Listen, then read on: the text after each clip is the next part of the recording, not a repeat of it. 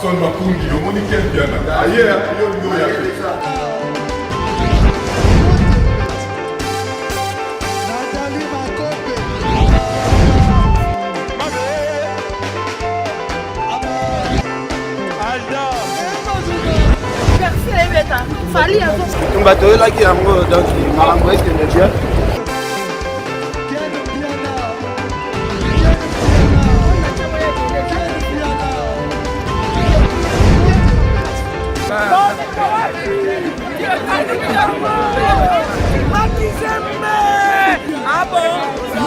Gideline Mokonzi.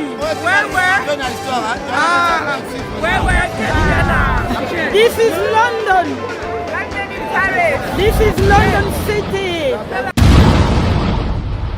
Bonjour ou bonsoir, selon l'heure à laquelle vous allez nous suivre, mesdames et messieurs. Bienvenue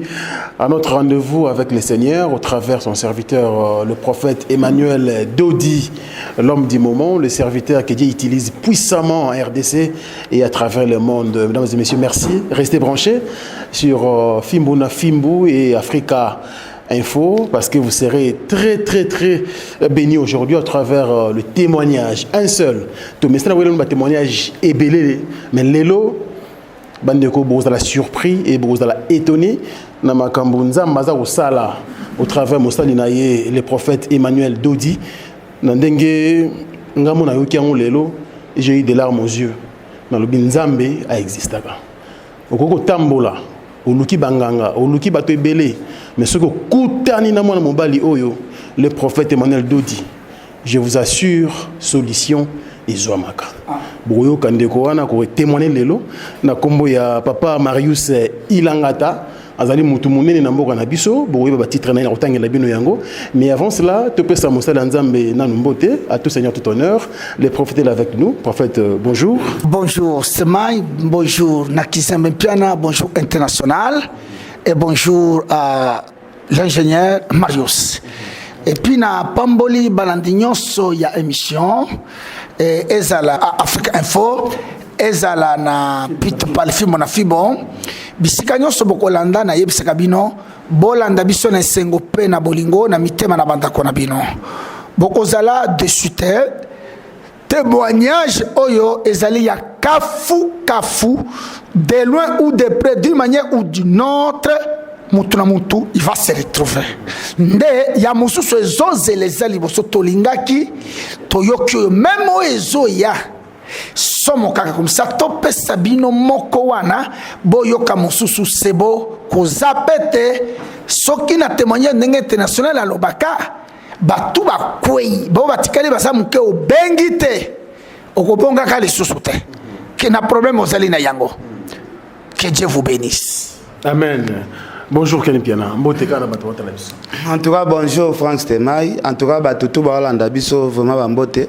Émission Léona s'appelle Nangopo. Et c'est émission moya mutuya vraiment. Donc bato Barolanda biso vraiment bo zapete bolanda émission tina suka bo comprendre pena makambo belé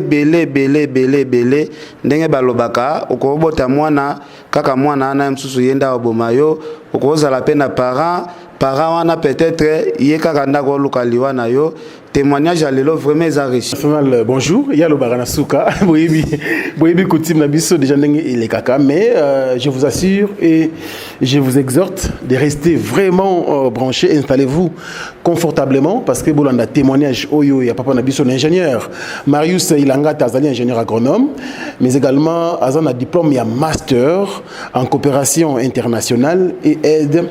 humanitaire. Bon, déjà que c'est un grand homme et qui travaille là-bas pour l'évolution de Nabiso, il va témoigner le Seigneur, mais il va témoigner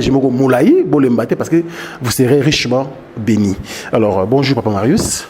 Bonjour Stemai. J'espère que mes amis, tout le monde déjà ça va, ça t'aide très bien. Alors, tu as le micro, tu as la caméra, vraiment au bénir au travers témoignage na oyo nzamba sa elio na vie nomo et mamboni au travers bien sûr l'homme de Dieu le prophète Emmanuel Dodi. Merci beaucoup Stemai, merci le prophète Emmanuel Dodi, merci Ken Piana, merci l'international Roger Ngandou et merci ba public. Bon, ngai ndenge ba présenter awa nazali monsieur Marius Ilangata, ndenge ba lobby nazali agronome, ingénieur agronome. Nazali na master en coopération internationale et aide humanitaire. Nazo ko témoigner lelo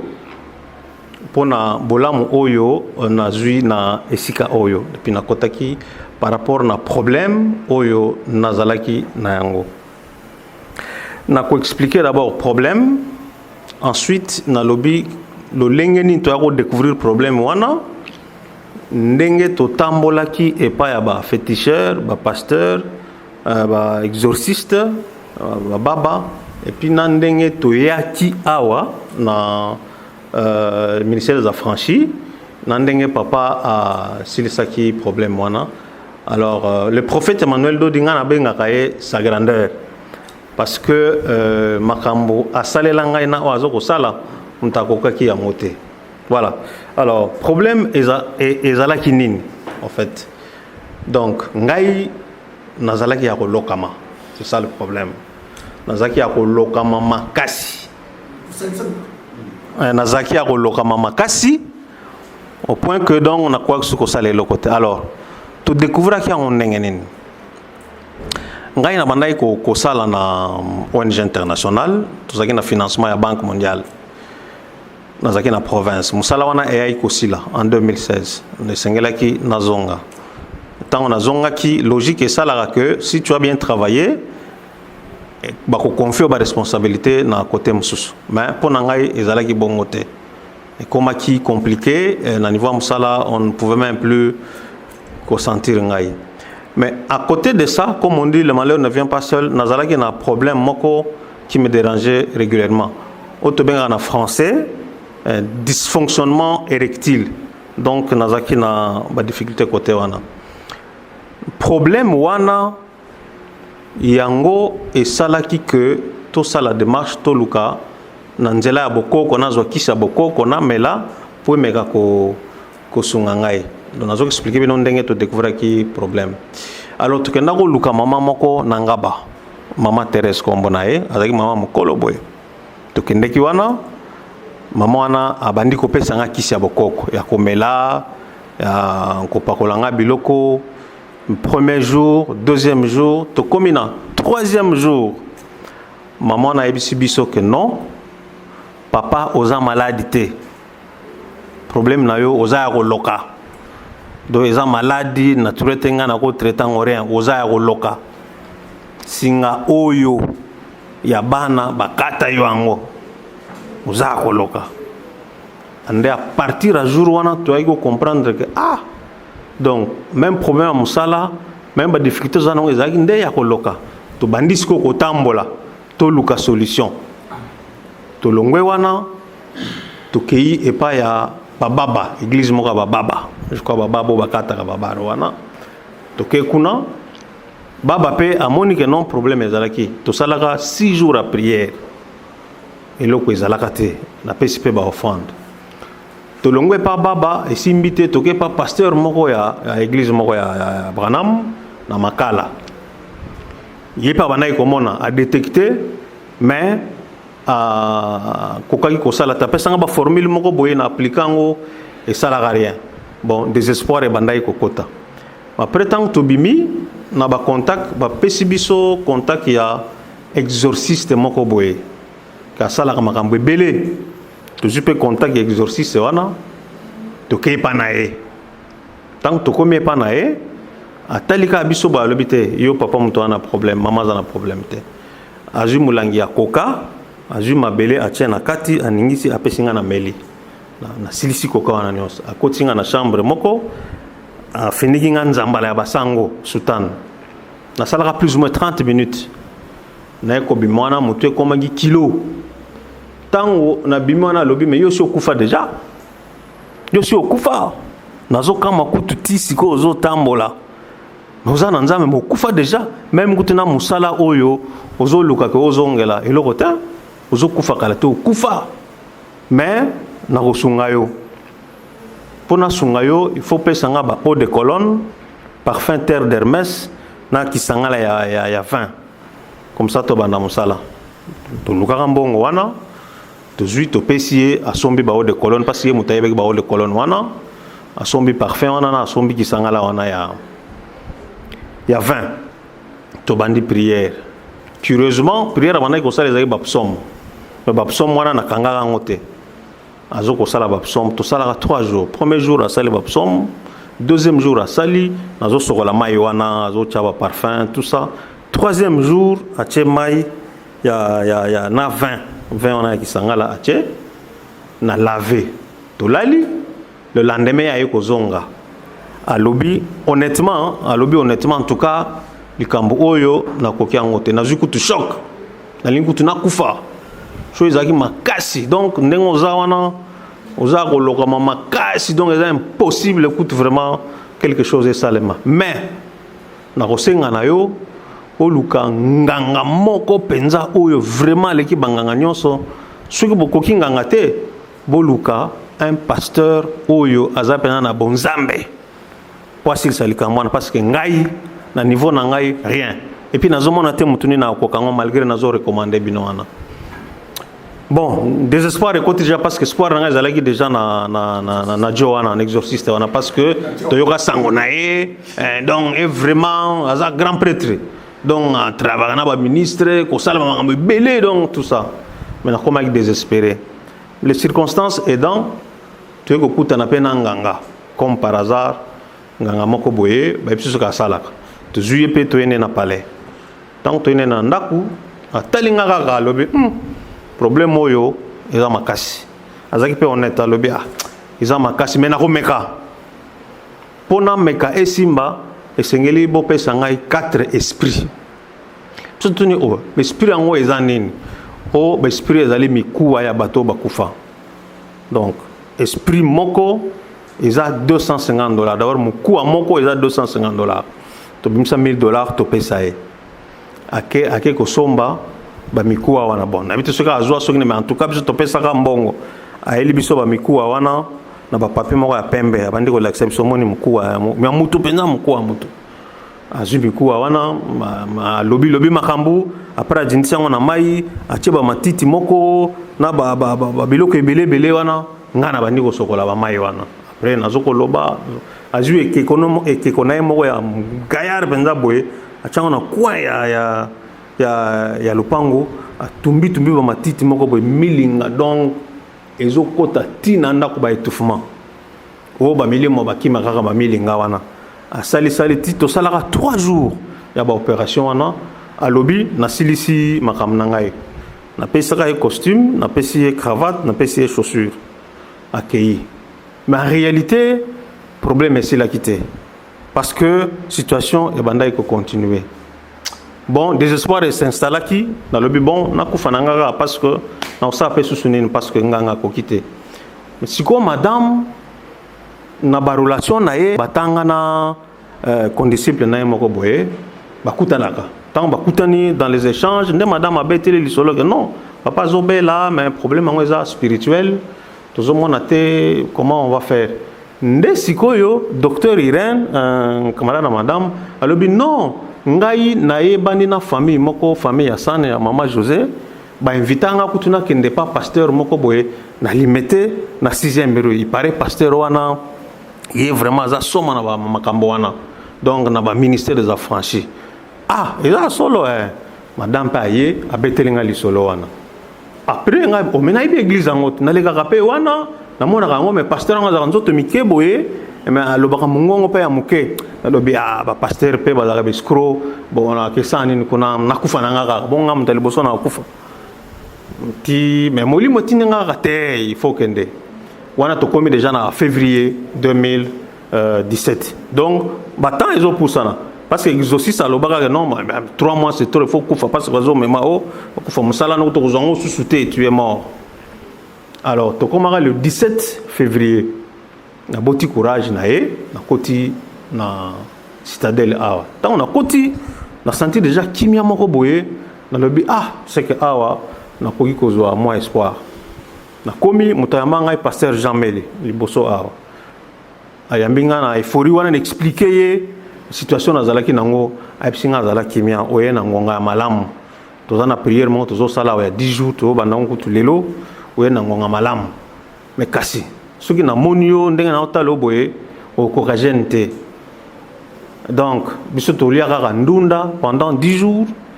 mais yo okobakisa na mwa loso po emeka kosunga yo asalelinga prière wana à l'époque nayebaki te mais belle confession des fois après la prière nazongi na ngai ntango nazongi na beteli madame ke esika otindaki ngai nakomi kuna me nayoki kimia moko boye babondeli nga boye ça va ok le lendemain ezalaki vendredi na ye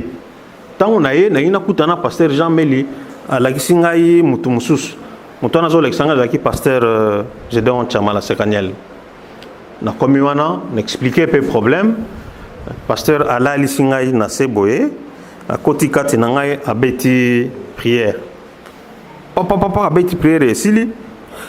nakoti culte nazongi après c'est non baptême ozala samedi il faut ozala baptiser nazongi na bete sur madame lisolo ke non toute madame balabe non il faut tokende nakoti pe to bando kota prière nazui pe baptême ti jeune nakokaka ngote nakokaka penda jeune te mais les 3 derniers jours naye kozwa conscience nga be naza pe na problème na comme sérieux comme ça peut-être que na kozwa solution na meki kaka mais ça là qui passe ta la gamba liboso na jeune pe na ntenga catholique de naissance donc mystique ti na gêné les 3 jours wana le kandunda to silisi prière à Daniel le lendemain zaki le 1er mars bande ko na ngai téléphone na ngai sonné ka boy paf ba benga na musala nini contrat na kepe na signé contrat na bandi musala donc première action na kutana kutuna prophète Emmanuel Dodi rien ma prière kaka révérend Chamala salela ngai na ba ndenge na bandai koya na bandai ko pratiquer automatiquement musala ezongi exorcisme ayebisa ngai yo kozwa susu musala te mais musala ezongi na kufa kutu kala donc et ça l'émotion nga nazoku nga est-ce que ça so na signé pe contrat boulot pe zongi donc kaka na boulot wana na tamboli pe na ke Burkina Faso na sali ba musala na sala na eko zonga musala ezo continuer alors pasteur a bisinga que non lokolo bandi musala soko zui salaire yaka ko pesa papa dim nga ko na ebakate que il faut que de gotika dim kuna il faut que mona ba rien révérend Chamala kochenga jour na bendaka salaire na longol pe dim na eko mona papa na pesi c'était la première fois na kutana na papa na pesi pe dim assemblée nga apesi nga conseil lokolo zana musala mercredi na vendredi ko zangi sakate yakaka lo sambo est très important na bandi sikoyo ko pratiquer nazokoya ba ordre de quitter ba ndiko sa la ngai nazoko sambela titi na deuxième baptême dozo continuer ti musala pe ezongi normal donc musala déjà restauré donc première action musala restauré mais tikali sikoyo santé tozo continuer ko prier to komi na mois d'août 2017 mutu oyo alokaka ngai uti mboka aye asantaka que eloko moko esalemi nga nazalaki na musala na zoya citadelle mpona zo madame tokende ezalaki un certain mercredi nazalaki na musala ebele nayaki culte te ntango nakomi madame ayebisangaka non mais mutu na yo auti kobenga aza awa alobi ayeli yo na pasteur na bino wana ya lukuta bobongama aye akosala kaka 10 jours azozonga aye koumela te ayeli nde yo na pasteur na bino ya lukuta wana tout ça mutu wana c'est ma mère. C'est difficile. C'est quand même sentimental, c'est sa mère. Bon, pas si pour nous mais pour des raisons na koy kolobango kaka. Donc après tant madame a ebsinga bongo na eu conscience ngabe on sait que problème est sérieux. Il faut na benga papa le prophète Emmanuel Dodi na benga sa grandeur na tomboli téléphone wa kiti na bengi papa que papa yoka na eu message boye papa le bi ko bougete ko zonga ndako te luka esika na limeta quelque part luka ta moi chambre moko vanda wana okutana na ete soko kutani na ye akoboucler yo musala délivrance esili nanu te tozo continuer nde papa à lobby nous avons quand même réussi à vous sortir de son emprise donc phrase wana ti lelo ekotanga ngai na comprendre na conscience que non makambo ezalaki penza ya kosakana te donc ezalaki penza makasi wana na août wana tozobima siko septembre po tofete nouvelle lune donc nakomi siko kobanga naye komona papa ayebisi ngai le prophète ayebisi ngai non soyez tranquille kobanga te kokima pe te kokende esika mosusu te tokocontourne ye nde nazwi kimia ye sikoyo abandi koluka ngai na bafaçon tout abetanga mbuma molili alors ekomaka na septembre po ye apesaki 10 jours aye penza aye koatake papa na molili attaqué papa na ndenga kosakana te je me rappelle papa jour wana ayebisa ngai que donc j'ai eu un grand combat na butu ayebisa ngai donc attaqué révérend Chamala attaqué bato moko ya intercession groupe moko ya bapasteur donc mutu tout akotaka likambo na ngai wana azwaki choc alors papa ayebisi ngai azala calme problème wana nazo kosilisa yango na nouvelle lune ya septembre apesi nga bapson mibale na resitaka na semaine wana apesi nga kimia ti tokomi semaine wana paf papa bloqué je vous dis que ti lelo donc depuis 2017 ti lelo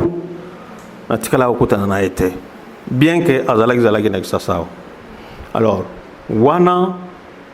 problème moi donc va mettre vraiment à l'écart. Alors maintenant ce qui restait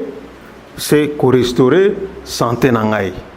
parce que musala j'ai déjà restauré je vous dis que tilelo nazaka na musala et puis il y a mystique si quoi etikala ki santé alors papa abandaki ko sambela ezaki un jour abengaki ngai akoti na bureau na e assemblée linga vraiment asali penza bonganga na koti na se assemblée linga papa pendant 5 minutes na bimi je vous dis que depuis jour wana ti lelo na koloba en terme médical pour comprendre situation nazalaki nango ngai nazalaki atana hormone moko masculinité suivez bien oyo boyoka ke testostérone et pas nangai ezalaki te baminga nga bozo yoka français hormone moko te ezalaki te répétez-le bango frère voilà donc ngai nazo ko expliquer ngo clairement ndenge papa a recommandé nazalaki atana hormone moko masculinité oto bengaka testostérone donc hormone oyo esalaka ke oyo ka posa mwasi nazalaki nango te rien vraiment donc ndenge baloka ngai balia yango tout mais je vous dis lelo je peux vous montrer les examens et à laboratoire tout est redevenu normal comme un enfant donc naza vraiment restauré donc yango wana na kosenga na bandeko oyo bazokolanda ngai que pasteur Emmanuel Dodi ongana bengaka sa grandeur aza awa pona ba situation ndenge wana ayaka pona ko délivrer biso donc ba situation oyo eza impossible et pas naye ezali très possible donc ngai naza témoin vivant ce que bolingi bozo numéro na ngai na kopesa bino ba détail wana salika synthèse pour makambo eza ebele ya kosakana te donc na kosenga na bino ba oyo bakoza na problème net ngai koyoka soni te ko hésiter te adresse eza très clair yaka okozwa solution ngai tango na yaka awa so bomoni nga na ko lekisa photo tango na yaki na masque moko de vieillesse à kosakana te mais lelo je peux vraiment sans vergogne koloba que naza totalement délivré. T'as le même visage d'angai naza pimpant. Voilà, merci beaucoup. Je vous remercie. Merci beaucoup, merci frère Marius. Donc, Kinno qui existera. Il existera. Les Amagambo, ils ont les réalités, nous sommes des Africains. Il ne faut pas tout négliger, il ne faut pas tout prendre à la légère. Parce que tout comme Bisso, nous sommes des spécialistes. Ah, non, mais témoignage, Ezali. Et Moutuna Moutou Pende de Zabo, un problème spirituel où il y a Gabisso. Il faut un homme de Dieu où Azali vraiment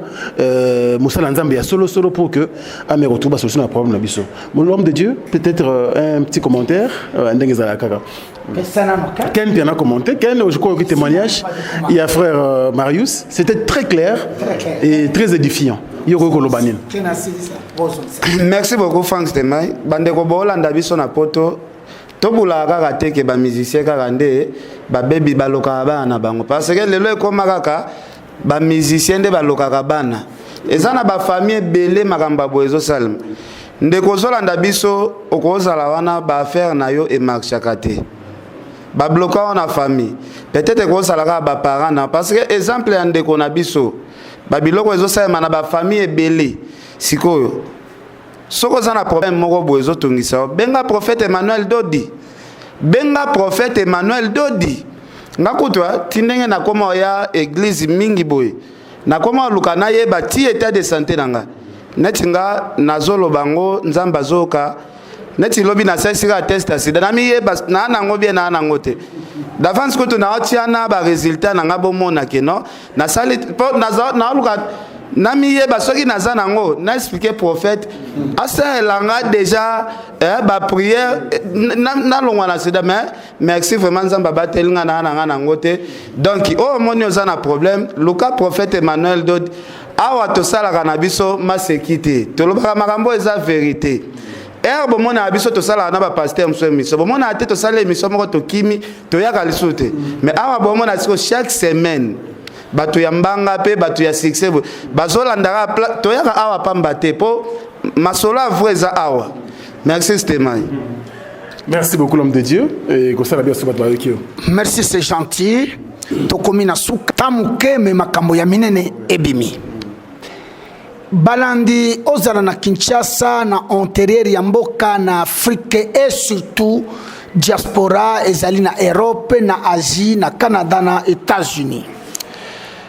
Na stade tokomeli ndenge international alobaka derrière une victoire il y a toute une histoire. Lelo frère Marius oyazo tatola eza elonga mais l'histoire de biloko alekaki ça c'est l'histoire parce que l'histoire n'est que autre étude y a fait passer. Maintenant aujourd'hui c'est la victoire na oyo abikisi na oyo apese musala tourisme yango na nini na biteni misato ndenge ye mukalobi otala titre kene piana ataba lokotaka mutolo kota mutaboye atatembe papa tala ye 3 fois te tala degré ya étude batu ya bobarataka misala te mena ye ko salama eke kindoki epi oyo aloka yo aza lokola oyo aloka yete faux landa émission yo bien aleleli yo no connaît rien mama na ye abota yenga na ba chef coutumier ba sangani bien aimé na yebi délivrance oyo tozolo ba eza lokola et comme film mais la réalité au côté les mati bloqué musala esili oyoki azaki na musala d'habitude comme azamayele ce qui a sili si musala mosusu cette fois la makambo changé pas na santé ndeba bandi ko luka mama ya liboso lui dit ce qui est la maladie normale ndaki na salisa yo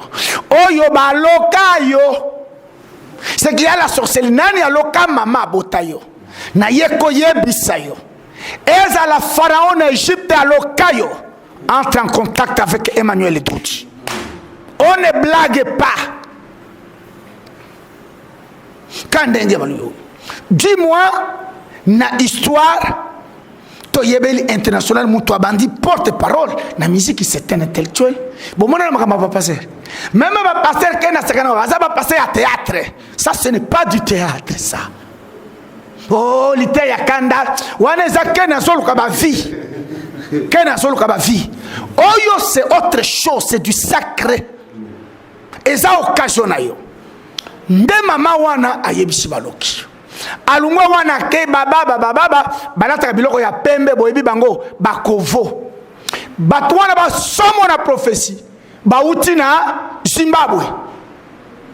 parce que na tangi pe kuna na théologie bana ya John Marang nde bakoya même liloba ebimi ebi baza honnête tokoko kayote umoni toko kite basali akeye pa ya sango oyo ayebani awasalela na ba ministre aza makasi na exorcisme toyebi il a bougé awa na mbinza ye akei kuna sango akoki yango te alatisi ye basutan alaliki ye na se zero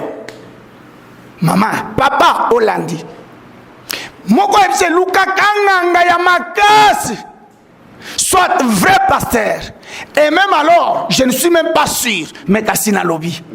aya kutani na nganga sengi ye asomba milimo 4 mikuwa 250 tango azana musalate aluki $1000 nganga abeti esimbite mutu akomena suka mais Dieu zamba banda komona ye panangai nzamba somona problème na yo pa Emmanuel Dodi moi si na yaza médecin et ça couple ba intello nde médecin moko Irène akoyebisa moi si na ye ba luki esimbite na ba Branham na ba baba na ba sango na ba nganga donc et ba pasteur na ba manganga comme ça il y a un pasteur moko il est spécialiste Hollanda colonel Landu je suis un homme j'ai reçu grâce à ma camboisa difficile oya loka frère Marius yoba loka yote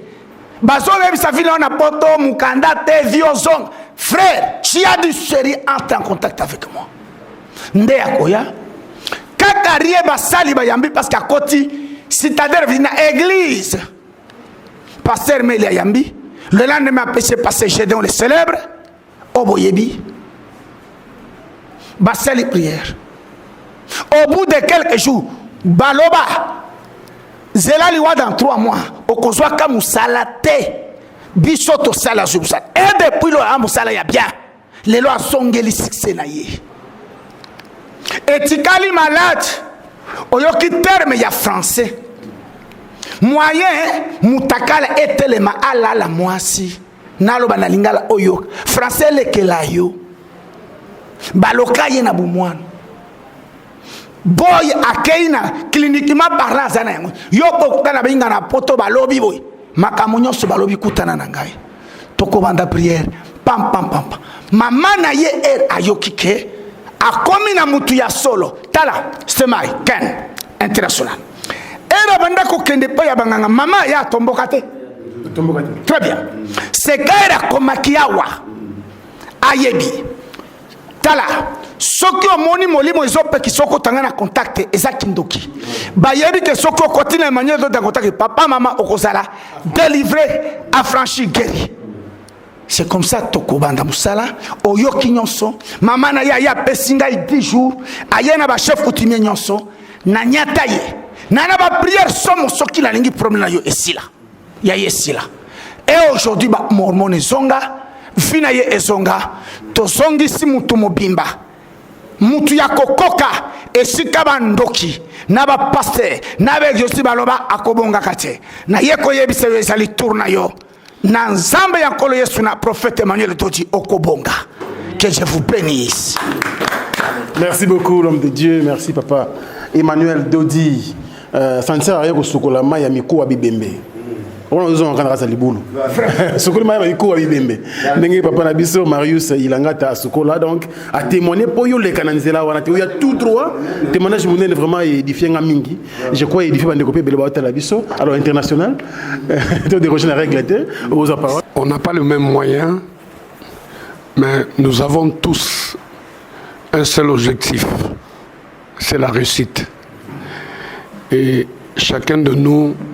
a droit au bonheur. J'insiste, chacun de nous a droit au bonheur. Moi, je crois que nous sommes sans ignorer que être heureux, c'est merveilleux. Mais la personne qui rend une personne heureuse est plus merveilleux. Et Dieu nous a mandaté son esclave du travail, que nous appelons le prophète Emmanuel Dodi sur terre pour nous servir. N'hésitez pas, contactez-le. Merci. Merci beaucoup. Merci international.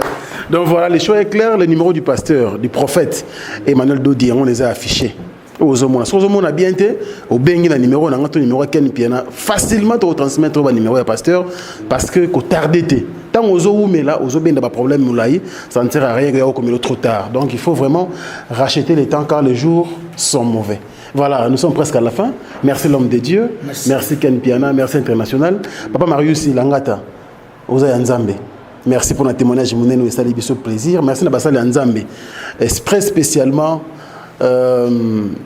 dans l'homme de Dieu, Gédéon Chamala. Merci pour le travail, merci pour le soutien. Ainsi que Bandeko Nyoso, travailler dans le Kumu Yanzambe. Ah, on a ministère des Affranchis, ils allaient Ndako Nabiso, ils allaient refuge Nabiso, et ce que tu kimes la Rasoki et Inde Libiso. Merci à l'équipe technique, Maïl Sadiki à l'MBCBG. On se retrouve très prochainement, toujours les mêmes plaisirs et la même détermination. Merci à vous et à la prochaine.